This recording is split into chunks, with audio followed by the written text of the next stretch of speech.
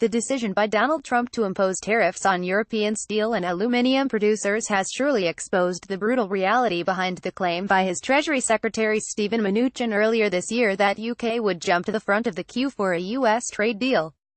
As voters, Britons were told repeatedly both during the 2016 referendum campaign and afterwards that one of the major gains from leaving the European Union would be our freedom to strike deals with as many as 40 countries around the world, and particularly with the US as the world's largest economy. So far there has been little sign of progress. The government has been able to hide behind the fact that they cannot strike deals while they are in the EU and meanwhile claim to have started outline talks. However, as recently as May, International Trade Secretary Liam Fox said he and his American counterpart had not even begun to discuss in detail what any trade agreement might look like. Last week's imposition of tariffs by Trump on the US's erstwhile political and military allies shows how remote that dream now is. Given that the first stage of bilateral trade talks centers on reducing tariffs, the White House has made clear that its priority is to raise tariffs rather than lower them. With 10 months to go until the UK officially leaves the EU, the chances of a UK-US trade deal in March 2019 are more remote than ever. As one European observer put it, Trump's decision was unexpected but not a surprise. Not a surprise because he had promised to impose tariffs during his election manifesto. Unexpected perhaps because he seemed to have pulled away from a trade war with China, which is his ultimate target. Unexpected also because Trump has targeted the three economies other than China with which the U.S. has the largest and generally balanced trade relations: the EU, Canada and Mexico.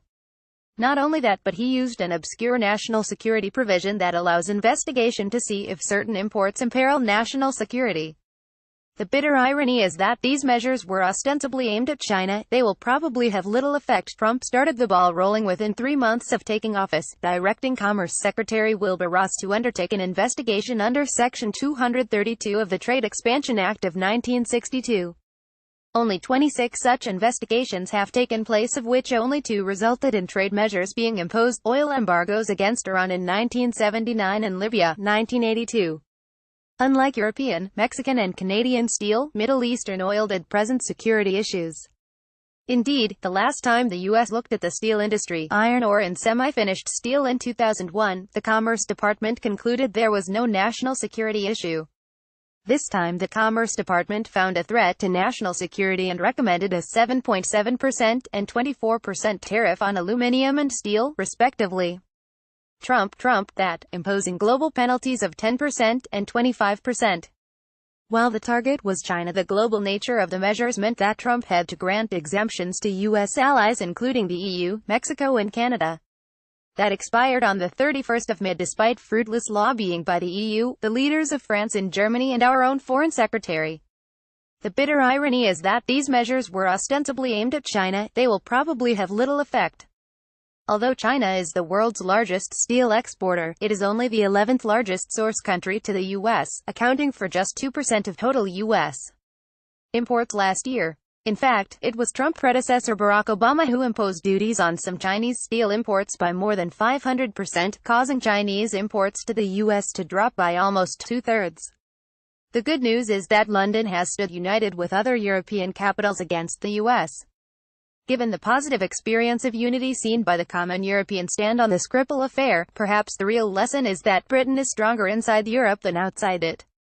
Maybe we can finally find something to thank Trump for, highlighting the perils of going it alone. More about the author. Phil has run Clarity Economics, a London-based consultancy, since 2007 and, before that, was economics correspondent at The Independent. Phil won Feature Writer of the Year Work Foundation World Media Awards in 2009, and was commended by the Royal Statistical Society in 2007. He is the author of Brilliant Economics and The Great Economists. Enjoyed this article? Help us to fund independent journalism instead of buying. Also in disclaimer: tweet checking, Corbyn single-handedly defeats UKIP, and Owen Jones on neoliberalism. Again, the left is of course not one body. Nor is Twitter anything but a microcosm of the wider debate. There have always been cranks, on both sides, but the difference now is that these guys are in charge. Harris covertly takes on the luxury left.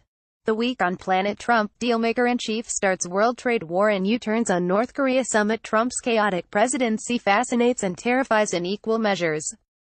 He might soon start a trade war with China, costing U.S. jobs. Meanwhile, the man who claimed he could make a deal is being played for a fool by North Korea.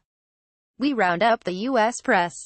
Weekend poetry, Daffodils on the M1, and other poems. Poetry by Joe Burns. American Institution and Global Logo. Notes on Kim Kardashian. It is one of the errors of serious art to dismiss what millions enjoy on a daily basis. Trends that leak into the wider conversation are treated with offhandedness. And if any figure has truly breached those limits, it is Kim Kardashian. We should take her seriously. Weekend fiction, Fucking Queers, a short story by Graham Kirby.